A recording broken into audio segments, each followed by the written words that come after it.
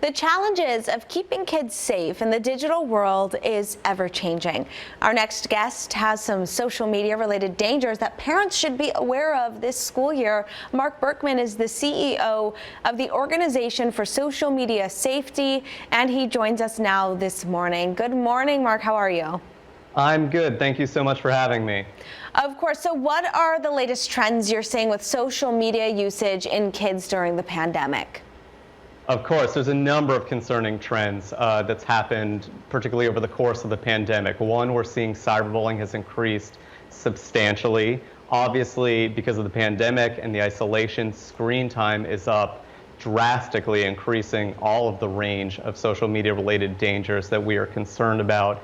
And then one concern that most parents are not yet aware of that's really exploded over the last year and a half is the link between substance abuse and social media. We're finding that kids now are able to go onto social media platforms, very easily connect with a drug dealer and order up drugs just as easy as ordering a pizza. Wow, that is really scary. Now, in addition to, like you mentioned, cyberbullying and access to drugs, what other risks should parents keep an eye out for? There's a long list of risks that social media related dangers that our children are and can be exposed to when they enter the world of social media. So human trafficking is happening all the time. It's happening on social media platforms, particularly gaming platforms like Fortnite that young children are on. Wow. Eating disorders, another danger that's become exponentially more dangerous over the past year and a half. Teens that are inclined to have dangerous eating habits, body image issues, can group themselves around like-minded young people that are sharing these dangerous eating regimens, giving encouragement for starvation diets. So another very big concern that parents need to be aware of. And let's also talk about teens and younger, tweens even, who are sexting. What are the dangers with that, and how can parents monitor what their kids are doing on social media? An excellent question. Children are sexting.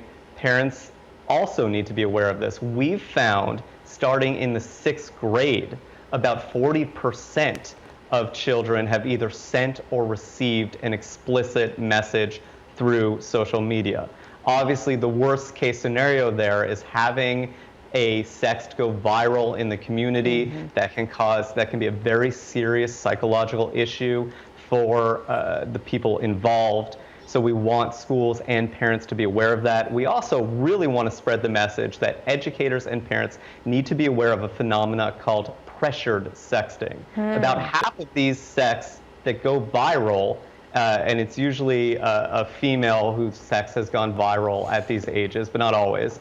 But half of these cases, the victim of the viral sex reports that they felt pressured, coerced, or blackmailed into sending that sex. Wow. So we really, when this situation happens, we really want to encourage parents and educators to think about the whole story that's happening, teach our children that asking for a sext is pressuring for a sext and putting our friends and peers in a vulnerable, dangerous position.